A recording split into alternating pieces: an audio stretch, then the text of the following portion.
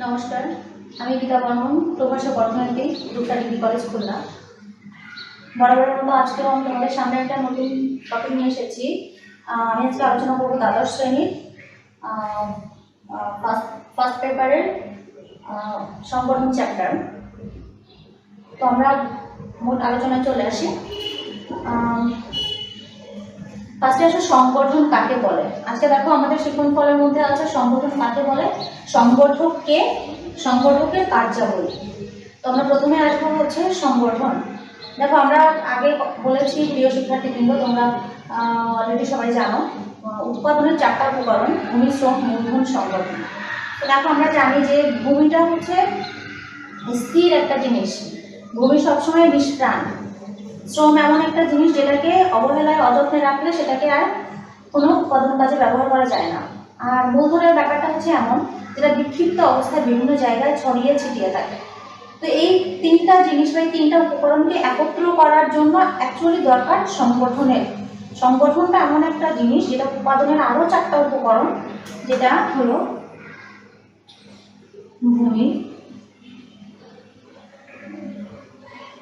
শ্রম,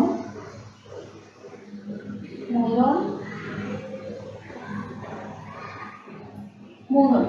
তো এই 3টা উৎপাদনের 3টা যে উপকরণ, এই 3টা উপকরণকে একত্র করে বা সংগঠিত করে হচ্ছে সংগঠন। তো যেহেতু সংগঠন ছাড়া বা সংগঠক ছাড়া এই 3টা উৎপাদনের উপকরণকে ইউটিলাইজ করা সম্ভব হয় না বা উৎপাদনের ক্ষেত্রে নিয়োগ করা সম্ভব হয় না, সেক্ষেত্রে সংগঠন বা অর্গানাইজেশন সেটা অবভিয়াসলি একটা গুরুত্বপূর্ণ বিষয়। তো এখন আসি আমরা সংগঠনের সংজ্ঞা কি। সংগঠন হচ্ছে, দেখো আমরা যদি বইয়ের ভাষায় বলি তাহলে উৎপাদনের জন্য প্রয়োজনীয় হয় উপকরণের মধ্যে সমন্বয় সাধন করা। উৎপাদনের জন্য প্রয়োজনীয় এই উপাদানগুলো সুষ্ঠু সমন্বয় সাধনের কাজকে বলা হয় সংগঠন।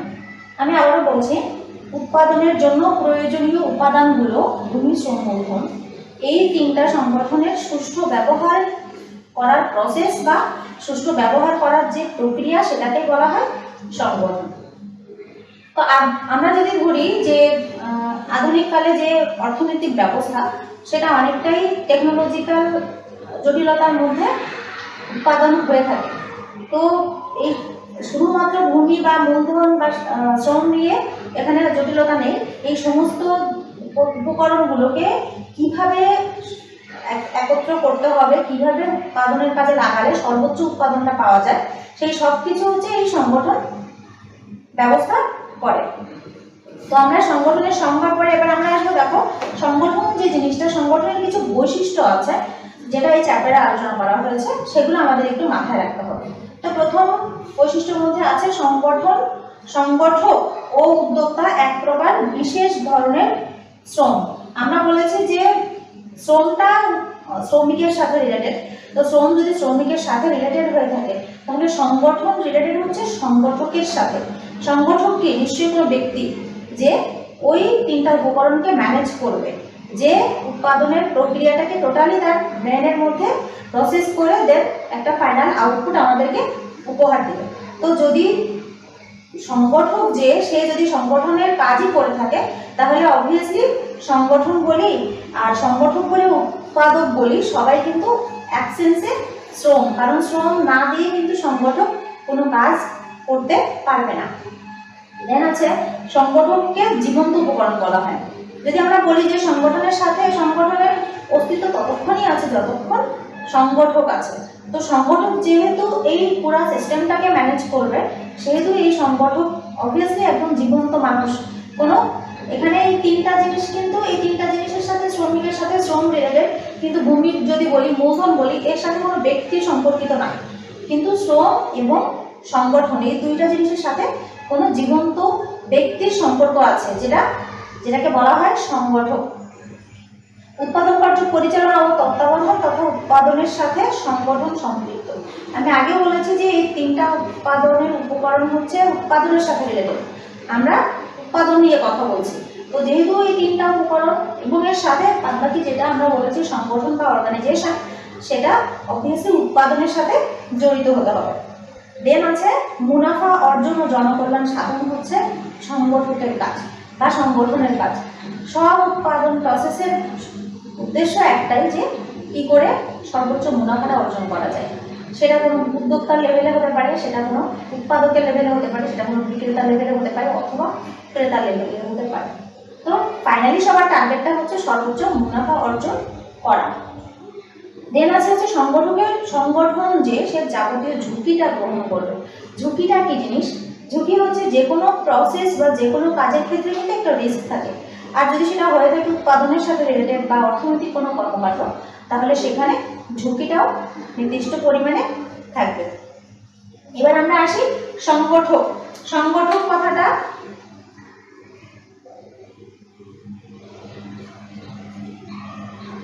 সংগঠনকে আমরা আরেকটা যদি বলে থাকি তাহলে সেটাকে আরেকটা ভাষায় বলতে পারি উদ্যোক্তা। উদ্যোক্তা কথাটার সাথে মনে হয় আমরা কম বেশি পরিচিত, তাই না?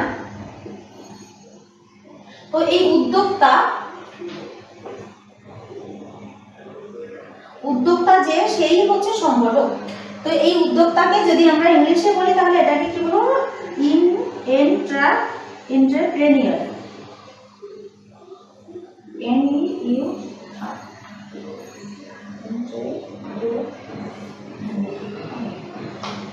তো এই এন্টারপ্রেনিউর যে শব্দটা বা যে ওয়ার্ডটা, সেটা বাংলা হচ্ছে সংগঠক বা উদ্যোক্তা। তো উদ্যোক্তা কিন্তু ফার্স্ট কোনো কাজের জন্য ফার্স্ট আগায় আসে কি? উদ্যোক্তা। উদ্যোক্তা যদি আগায় না আসতো তাহলে উৎপাদনের কাজ শুরুই হতো না। তো এই উদ্যোক্তার সংজ্ঞা অ্যাকচুয়ালি কি? এটা প্রথমে যদি আমি ধরি 1723 সালে একটা ফরাসি অভিধান যেটা আমরা বলি ডিকশনারি, সেই অভিধানে প্রথম এন্টারপ্রেনিউর শব্দটা ব্যবহার করা হয়। এন্টারপ্রেনিউর শব্দ যেটা ফরাসি একটা অভিধানে ব্যবহার করা হয়, যার অর্থ হচ্ছে কিছু কাজ করার দায়িত্ব গ্রহণ বা কিছু করার দায়িত্ব গ্রহণ। দায়িত্ব কথাটা কিন্তু অনেক ইম্পর্ট্যান্ট এখানে, যে দায়িত্ব কথাটার সাথেই কিন্তু এন্টারপ্রেনিউর বা উদ্যোক্তা বা সংগঠক যাই বলে সেটা রিলেটেড। যে দায়িত্ব গ্রহণ করতে পারে সেই হচ্ছে সংগঠক হতে পারে। যে একজন সংগঠনের দায়িত্ব নিল বা সংগঠকের দায়িত্ব নিল, কিন্তু যদি তার মধ্যে কোনো দায়িত্ববোধ না থাকে তাহলে সে সংগঠকের আওতায় পড়বে না। তো এই এন্টারপ্রেনিউর শব্দটা 1723 সালে ফরাসি ডিকশনারিতে প্রথম ব্যবহার করা হয়, যার অর্থ কোনো কিছু দায়িত্ব গ্রহণ করা। এখন আসে দেখো, উৎপাদনের জন্য প্রয়োজনীয় উপকরণগুলোকে একত্র করে তাদের প্রয়োজন অনুসারে সমন্বয় সাধনের যে কাজ করে থাকে যে ব্যক্তি, তাকে আমরা বলি সংগঠক। এখন অধ্যাপক মার্শাল এই সংগঠককে কি বলেছেন? Captain of the industry. একটা ইন্ডাস্ট্রি বা একটা শিল্প যখন লঞ্চ করে বা যখন প্রতিষ্ঠিত হয়, তখন কিন্তু সংগঠককে প্রথমে ভূমিকা পালন করতে হয়। হয়তো সে ব্যক্তি হিসেবে মালিক হিসেবে আসতে পারে বা ব্যক্তিগতভাবে আসতে পারে, কিন্তু একটা শিল্প যদি তার প্রতিষ্ঠা করার ইচ্ছে থাকে বা তার সেট আপ থেকে থাকে, তাহলে ফার্স্ট সে উদ্যোক্তা হিসেবে এগিয়ে আসবে। তো যেহেতু একজন উদ্যোক্তা না আসলে আমার ওই তিনটা উপকরণ, যেটা ভূমি, শ্রম, মূলধন, এই তিনটাকে একত্র করা সম্ভব হয় না। ফার্স্টলি উদ্যোক্তা হয়ে আসতে হবে, দেন ওই উপকরণগুলোকে সমন্বয় সাধন করতে হবে।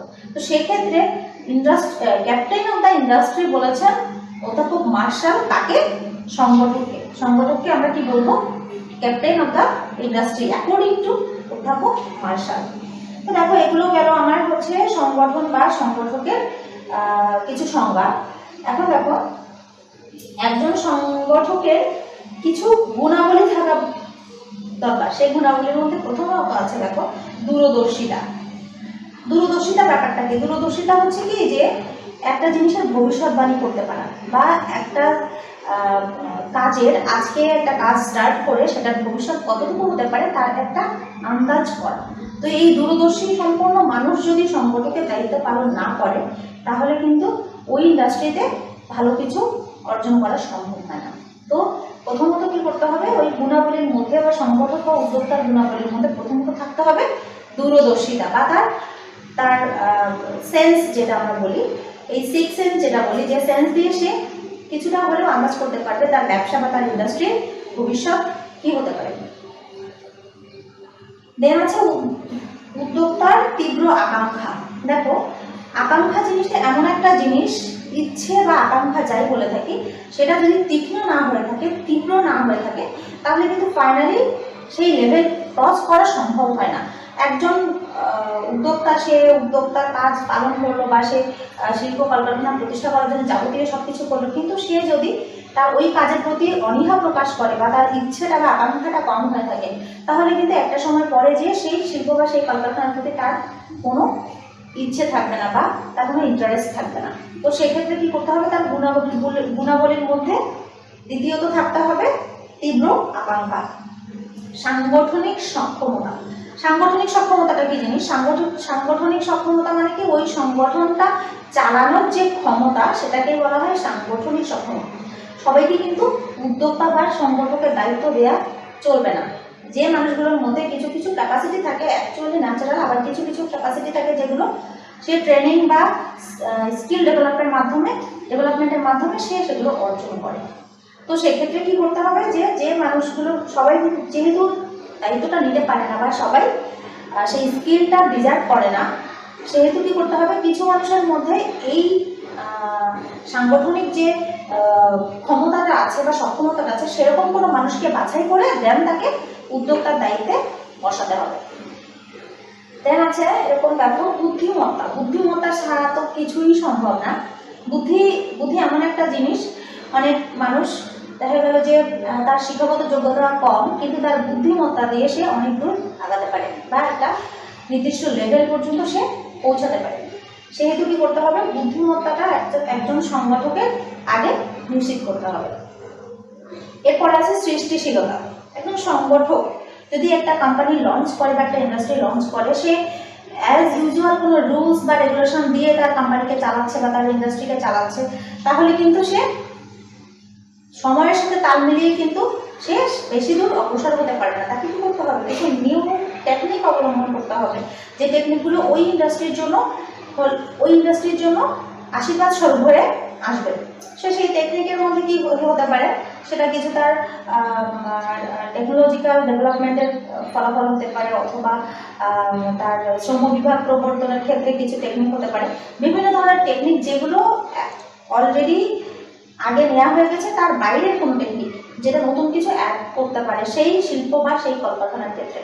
তো সেক্ষেত্রে কি হতে হবে, সৃষ্টিশীলতা, তার ক্রিয়েটিভিটি থাকতে হবে। ক্রিয়েটিভিটি এমন একটা জিনিস যে তার ভিতর থেকে নতুন কিছু করার একটা টেন্ডেন্সি আছে বা নতুন কিছু হওয়ার সম্ভাবনা আছে। তো সেক্ষেত্রে ক্রিয়েটিভিটি বা সৃষ্টিশীলতা সংগঠকের একটা গুরুত্বপূর্ণ গুণাবলী। যেন আছে কর্মে একাগ্রতা, যোগ্য নেতৃত্ব, আত্মনির্ভরশীল, স্বাধীনচেতা। দেখো এখানে আর কিছু গুণাবলীর মধ্যে আছে। তো সব কিছু মিলে আমরা একটা বলতে পারি যে তাকে অবশ্যই কর্মে পটু থাকতে হবে বা তার কর্মে অবশ্যই নিপুণ থাকতে হবে।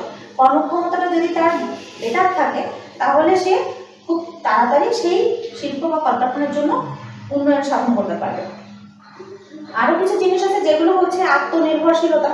অবভিয়াসলি একজন উদ্যোক্তাকে কনফিডেন্ট হতে হবে। কনফিডেন্ট মানে কি, যে সে যে শিল্প বা কলকারখানার দায়িত্বটা সে নিয়েছে সেটা সে সুষ্ঠুভাবে সম্পন্ন করতে পারবে, এই পজিটিভ যে এক্সপেকটেশনটা সেটা তার মধ্যে গড়ে তুলতে হবে। তাহলে কি হবে, সেই উদ্যোক্তা তার কাজের ক্ষেত্রে সফলতা বয়ে নিয়ে আসতে পারবে। এবং আরও কিছু আছে, দেখো ঝুঁকি গ্রহণের মানসিকতা, যেটা অলরেডি আমি আগে বলেছি। তো এরকম কিছু গুণাবলী আছে যেগুলো একজন সংগঠকের জন্য খুবই গুরুত্বপূর্ণ গুণাবলী। তো এবার আছে দেখো আমরা সংগঠন কাকে বলে, সংগঠক কাকে বলে। এবার আমরা আসছি সংগঠকের কার্যাবলী। সংগঠকের কিছু কার্যাবলী তো অবভিয়াসলি থাকতে হবে। আমরা গুণাবলীর যে ব্যাপারগুলো তার মধ্যে থাকার কথা বলেছি অলরেডি, সেই জিনিসগুলো যদি থাকে তাহলে সে তার কার্যাবলীগুলো দ্রুত সম্পন্ন করতে পারবে। তো এখন আসি আমরা সংগঠকের কার্যাবলীর মধ্যে। প্রথমত আছে দেখো লক্ষ্য নির্ধারণ।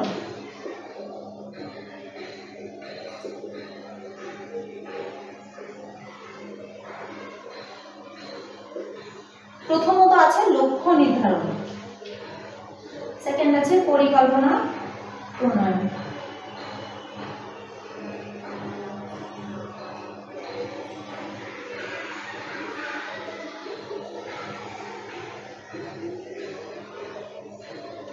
আচ্ছা আমরা এই দুইটা আগে আলোচনা করে নিই। লক্ষ্য নির্ধারণ, যে কোনো কিছুর কিন্তু আমি আগে যে কথাটা বলেছি গুণাবলীর মধ্যে আছে দূরদর্শিতা। তো দূরদর্শিতা সম্পন্ন যদি কোনো ব্যক্তি সংগঠকের দায়িত্ব পালন করে, তাহলে ফার্স্ট তাকে কি করতে হবে, সে কি করতে চায়, সে কি চায় অ্যাকচুয়ালি, বা কি অর্জন করতে চায়, কিভাবে তা অর্জন করবে, এই জায়গাটা তাকে ফোকাস করতে হবে এবং এই জায়গায় ফোকাস করে সে তার লক্ষ্যটা নির্ধারণ করবে। তো এই লক্ষ্য নির্ধারণ করাটা যদি ফার্স্টে হয়ে থাকে, তাহলে নেক্সট স্টেপে সে খুব দ্রুত তার অ্যাকশনগুলো নিতে পারবে। তো লক্ষ্য নির্ধারণটা হচ্ছে একজন সংগঠকের প্রথম কার্যাবলীর মধ্যে পড়ে। সেকেন্ড আছে পরিকল্পনা প্রণয়ন। দেখো পরিকল্পনাটা কি জিনিস, লক্ষ্য নির্ধারণ হয়ে গেল যে আমি এই কাজ করব, এইভাবে করব, এই জিনিসটা আমার অর্জনের বিষয়বস্তু। তো দেন পরিকল্পনা প্রণয়নটা হচ্ছে যেটা প্ল্যানের মধ্যে আসে, যে উৎপাদন সংক্রান্ত অনেক নীতি আছে যেগুলো তাকে গ্রহণ করতে হবে। এই নীতিটা অ্যাকচুয়ালি কিসের মধ্যে পড়ে থাকে, কোন জিনিসগুলো নিয়ে এই নীতিটা আলোচনা করে। এই যে উদ্যোক্তা বা সংগঠক যে সে অ্যাকচুয়ালি কোন প্রোডাক্টের প্রোডাকশানে যাবে, কোন দ্রব্য উৎপাদন করতে চায়। তো সে যদি কোনো কৃষিজ দ্রব্য উৎপাদন করতে চায়, তাহলে সেটাকে তার ওই পরিকল্পনার মধ্যে পাশে নিয়ে আসতে হবে। সে যদি কোনো কাঁচামালের প্রোডাকশনে যেতে চায়, উৎপাদনের যে কাঁচামাল, তাহলে তাকে আগে সেখানে ফোকাস করতে হবে। তো এভাবে কি করবে একজন উদ্যোক্তা, সফল উদ্যোক্তা, কোন দ্রব্য কোথায় কিভাবে উৎপাদন হবে এবং কিভাবে সেটা বাজারজাত করা হবে। সব থেকে উৎপাদনের মধ্যে একটা মোস্ট ইম্পর্ট্যান্ট ফ্যাক্টর হচ্ছে বাজারজাতকরণ। একজন প্রোডাকশানে গেল, প্রোডাকশন করলো, খুব ভালো উৎপাদন হলো, কিন্তু সে যদি বাজারজাতকরণটা নিশ্চিত না করতে পারে, তাহলে কিন্তু এই প্রোডাকশনের কোনো ভ্যালু নাই।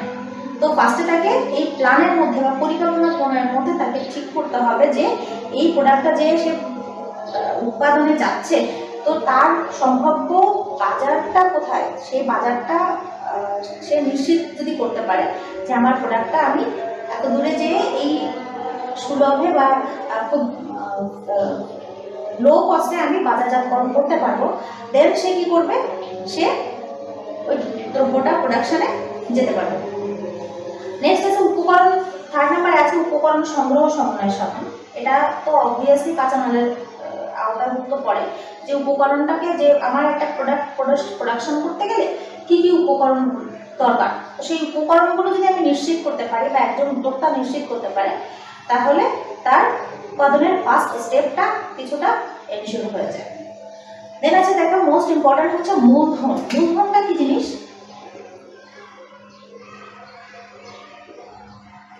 মূলধনের সংখ্যা আমরা বলেছি অলরেডি, ইকোনমিক্সের ভাষায় যদি মূলধনের সংখ্যা বলি, যে যেটা অতিরিক্ত উৎপাদনের কাজে নিয়োজিত করা যায়, যে জিনিসটা, সেটা হতে পারে লিকুইড মানি, সেটা হতে পারে কোনো মেশিনারিজ, সেটা হতে পারে কোনো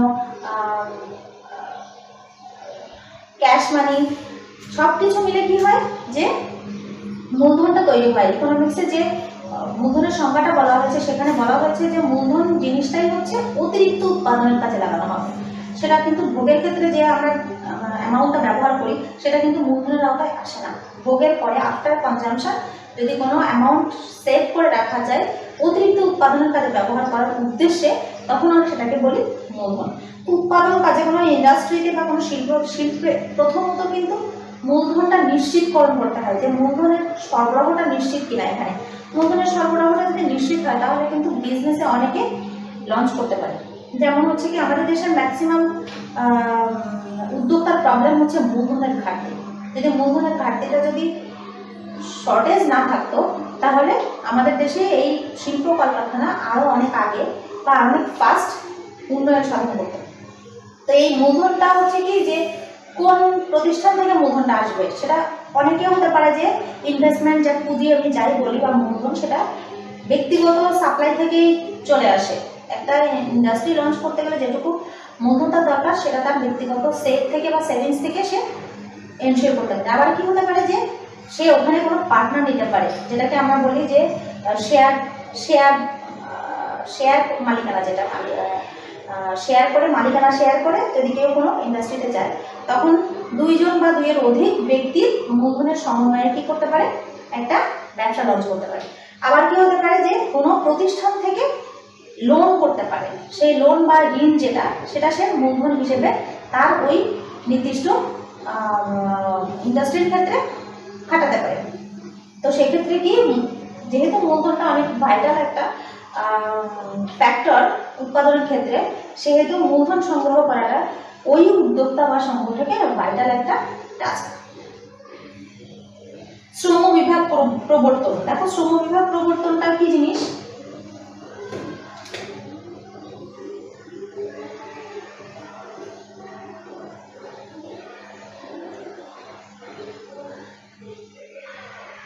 শ্রম বিভাগ প্রবর্তন, শ্রম বিভাগটা কি জিনিস?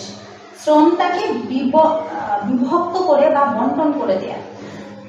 একটা কাজ যদি একজন শ্রমিকের উপরে ন্যস্ত করা হয়, একটা প্রোডাক্ট তৈরির কাজ, তাহলে শ্রম বিভাগটা তখনই আসবে যখন ওই কাজের পার্ট বাই পার্ট দুই একটা শ্রমিকের মাঝখানে বা একের অধিক শ্রমিকের মাঝে বন্টন করে দেওয়া হবে। একটা প্রোডাক্ট প্রডিউস করার দায়িত্ব যদি একজন শ্রমিককে দেওয়া হয়, সে যতটা না দ্রুত সেই প্রোডাক্টটা প্রডিউস করতে পারবে, সেই প্রোডাক্ট প্রডিউস করার যে প্রসেসগুলো বা স্টেপগুলো আছে সেটা যদি বন্টন করে দেওয়া হয় দুইয়ের অধিক শ্রমিকের মাঝখানে, তাহলে সেই দ্রব্যের প্রোডাকশনটা আরও ফাস্ট হতে পারে। তো এই শ্রম বিভাগ প্রবর্তন যেটা, এটা একমাত্র উদ্যোক্তাই করতে পারে। যে উদ্যোক্তা বা যে সংগঠক, সে কি করবে, শ্রম বিভাগটা তার শিল্পে প্রণয়ন করে কি করবে, তার উৎপাদন কাজটা ত্বরান্বিত করবে। দেন আছে দেখো ঝুঁকিবহ, যেটা আমরা বলেছি যে আর্থিক কোনো লেনদেন মানে সেখানে ঝুঁকি ছাড়া বা ঝুঁকি রিস্ক টেকার, রিস্ক গেইনার। আমরা একটা কথা জানি যে রিস্ক টেক যে করতে পারে বা রিস্ক যে নিতে পারে, ঝুঁকি যে নিতে পারে, সেই কিন্তু লাভবান হতে পারে। যারা শেয়ার বাজারে টাকা খাটায়, তারা যদি ঝুঁকি না নেয় তাহলে কিন্তু সে লাভবান হতে পারে না।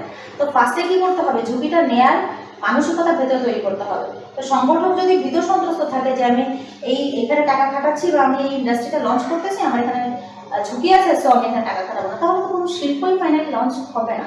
তো সেক্ষেত্রে কি করতে হবে, একজন সংগঠকের কাজ কি হবে, ঝুঁকি গ্রহণ করার সক্ষমতাটা থাকতে হবে।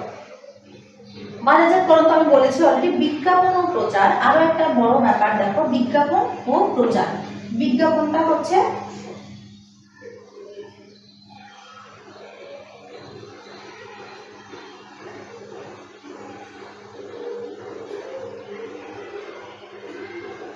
বিজ্ঞাপনটা কি জিনিস? আমরা কিন্তু টিভিতে মোরালে সবাই অ্যাডভার্টাইজমেন্ট দেখে থাকি।